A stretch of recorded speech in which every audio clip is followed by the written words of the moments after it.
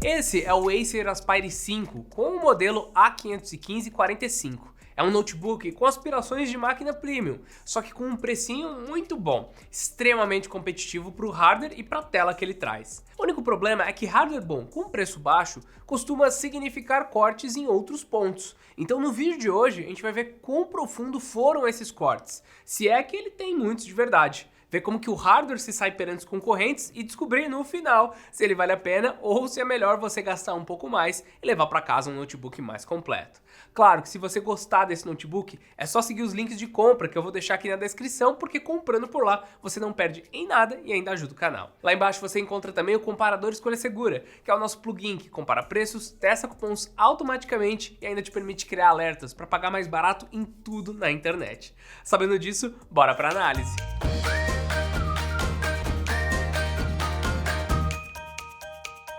Para começar, a linha Aspire 5 é a casa dos modelos um pouco mais avançados da Acer, ficando logo à frente da linha Aspire 3, que conta com os notebooks mais básicos.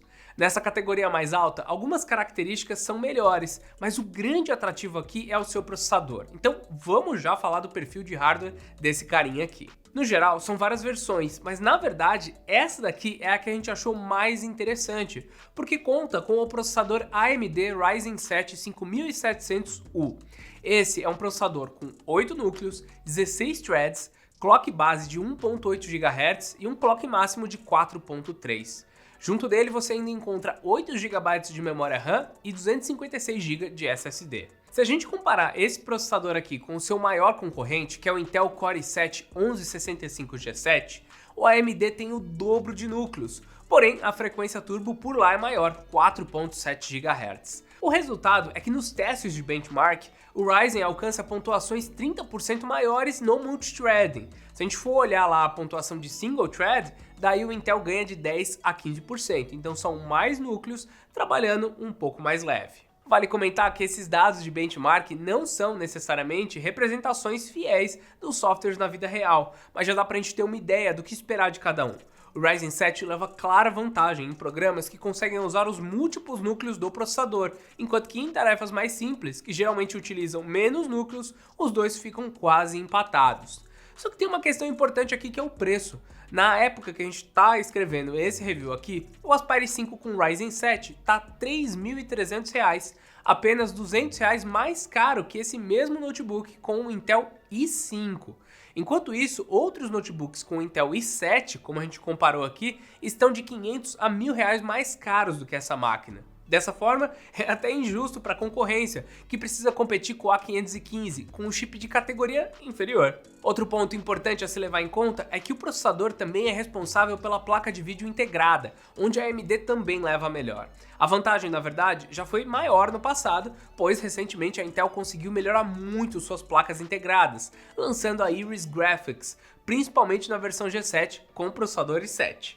Chegou perto, tá? Esse G7 aí tá chegando perto, mas não encostou de verdade. Então, no final, a Vega 8 ainda é a mais potente, principalmente para jogos. E olha, o Aspire 5 não é um notebook gamer, tá? Definitivamente não é. Só que pelo preço, eu sei que tem gente aí pensando em comprar ele para isso. Então, vamos testar alguns títulos. A primeira dúvida que todo mundo tem é: jogos pesados rodam?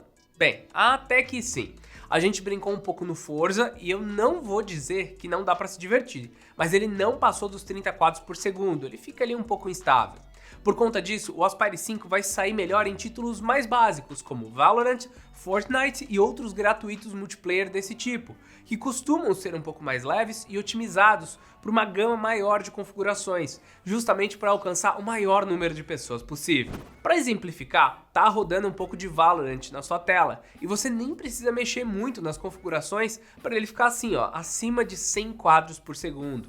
Às vezes você percebe alguns pequenos engasgos, principalmente em momentos mais caóticos, mas são momentos raros. No Fortnite, como o gráfico é um pouco mais pesado e o mapa também um pouco maior, nós conseguimos encontrar valores um pouco menores. Por isso, para ficar confortável, pode ser necessário reduzir a qualidade de quase tudo para o mínimo e até apelar para uma resolução um pouco mais baixa, em 900p, para conseguir um gameplay mais fluido. Ainda assim, a média não vai bater os 100 frames por segundo lá do Valorant, mas já dá para jogar tranquilo por aqui. Com isso, fica bem claro que esse notebook aqui tem a melhor experiência em questão de desempenho para notebooks pelo preço. Se você quer jogar, você vai ter que pegar um notebook gamer. Se você quer um outro equipamento mais potente, sim, você vai encontrar, mas por esse preço, esse Ryzen 7 está realmente muito bom. E olha, a gente ficou muito feliz com algumas outras vantagens que ele tem também, como temperatura e bateria. Sem brincadeira, o chip da AMD ele tá mandando muito bem nesse quesito. Independente do fabricante, tá? Eu acho que ele tá indo bem, mas aqui, com o A515, eu consegui chegar em quase 10 horas de uso, sem ele esquentar também na minha perna, então são as duas coisas andando junto. Isso daí são umas 3 horas a mais do que a gente costuma conseguir com outras máquinas parecidas. Na temperatura, usando jogos como exemplo, que são atividades que esquentam mais o notebook, você mal escuta a ventoinha funcionando, e a temperatura não passa dos 43 graus no ponto mais quente da carcaça, que nem é numa região que incomoda a mão. Parte disso tudo é mérito do próprio processador, do bom trabalho da AMD aqui com esse chip que mesmo potente não tem um TDP alto. Mas outra parte também é culpa do notebook, que acaba segurando um pouco o desempenho do Ryzen 7, e você percebe isso quando compara a pontuação do Cinebench, por exemplo, com os valores médios desse chip encontrados na internet. Se o A515 fosse um notebook caro, a gente até reclamaria que a Acer estava ali bloqueando um pouco o processador e pediria para ela trazer uma solução de resfriamento melhor. Só que como esse é um notebook barato, custo-benefício, eu acho que tá ok essa limitação. Você tem uma bateria mais duradoura por conta disso e o desempenho é suficiente, mesmo que ele fique abaixo de tudo que poderia fazer. Como nem tudo é perfeito, existe um defeito nesse hardware aqui, e para mostrar eu preciso abrir o notebook. A tampa sai tranquilo, e aqui você já vê que os heat pipes, esses metais que levam o calor até a ventoinha, não são lá grande coisa. Eles são só medianos e a ventoinha também é pequena, o que atesta a qualidade do próprio Ryzen 7. Mas o problema não é esse não, é o que fica do lado, mais especificamente o que não fica, que é um segundo slot para memória RAM. Aqueles 8 GB que a gente falou lá no começo são distribuídos em 4 GB de RAM soldados e mais 4 nesse slot disponível aqui. O máximo da placa-mãe então se torna 20 GB de RAM, então 4 mais 16. Só que o mais comum seria comprar uma memória de 8 GB de RAM para somar 12. Para o Ryzen 7, a gente recomenda fazer esse upgrade, principalmente para o pessoal da faculdade de arquitetura, engenharia e programação, porque o 5700U consegue sim fazer bom uso de uma máquina com mais memória disponível. Mas não dá para negar que o ideal seria ter 2 slots. O problema de uma memória soldada é que você fica preso com ela para sempre e precisa comprar uma outra memória maior, às vezes mais cara, e jogar fora o cartucho que você tem aí dentro.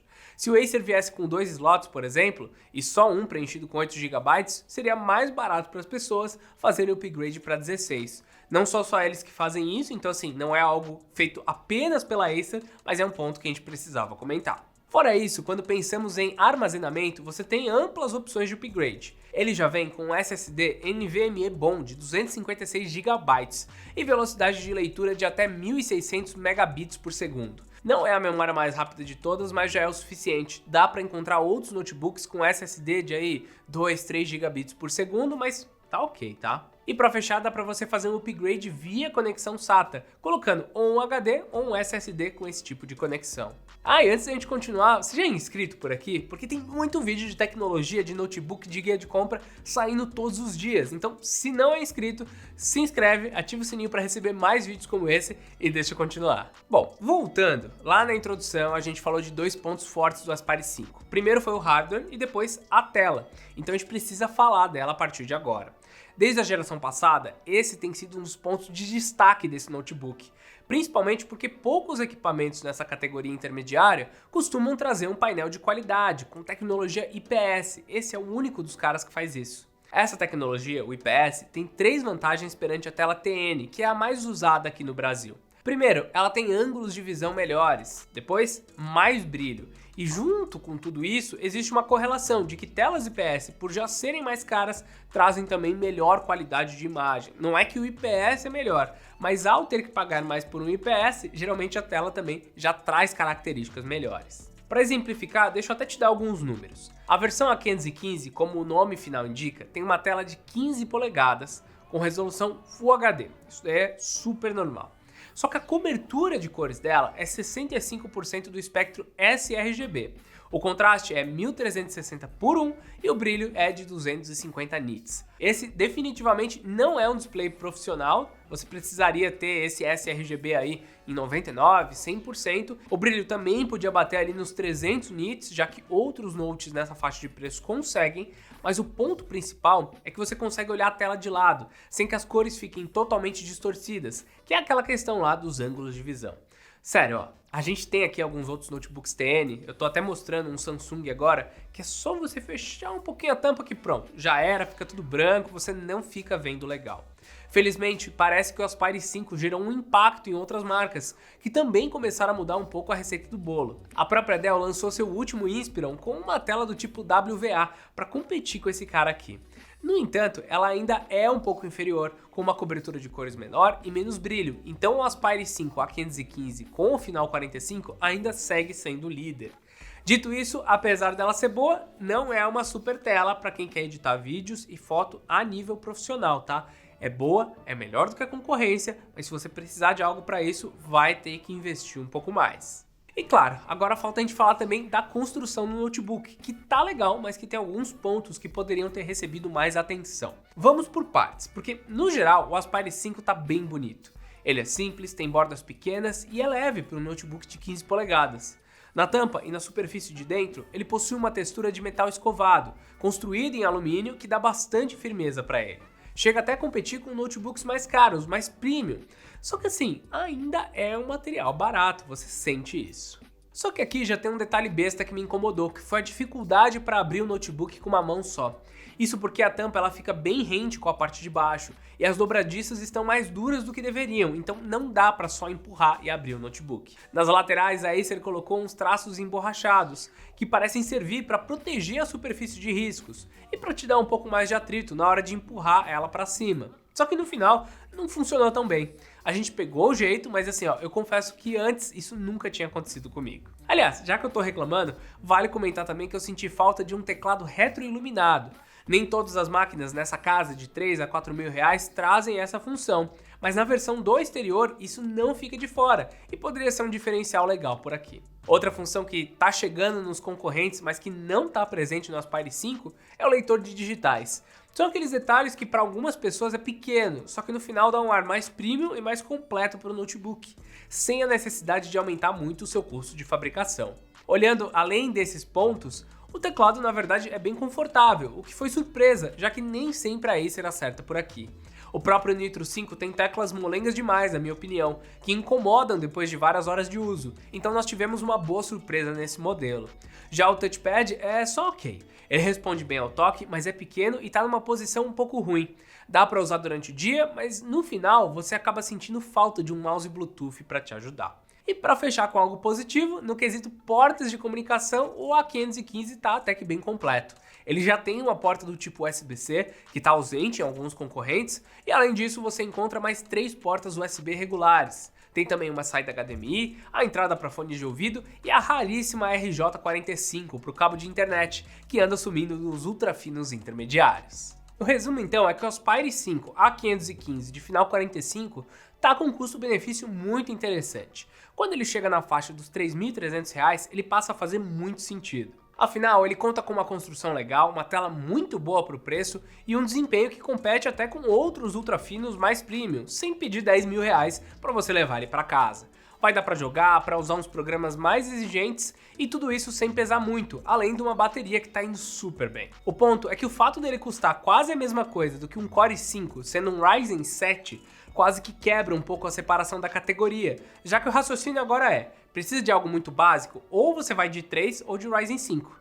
Ah, precisa de algo um pouco mais forte? Você não precisa ir com o Core i7, dá para você ir com o Ryzen 7. Enfim, é um notebook que a gente está recomendando bastante e que você tem que ficar de olho para ele estar em promoção. Perto dos 3.300 faz todo sentido. Perto do valor de um 1165 G7 ele também faz, mas geralmente ele está saindo mais barato. Esses são dois notebooks que estão muito competentes quando a gente fala Core i7 e Ryzen 7. O único problema é que o Ryzen 7, ou problema não, né? O único benefício é que o Ryzen 7 está sempre mais barato. Com isso em mente, tem links aqui na descrição, comprando por lá vocês ajudam o canal. Se gostou, comentário, like e claro, não esquece de se inscrever por aqui, porque eu espero vocês no próximo vídeo. Então é isso, meus amigos, até mais!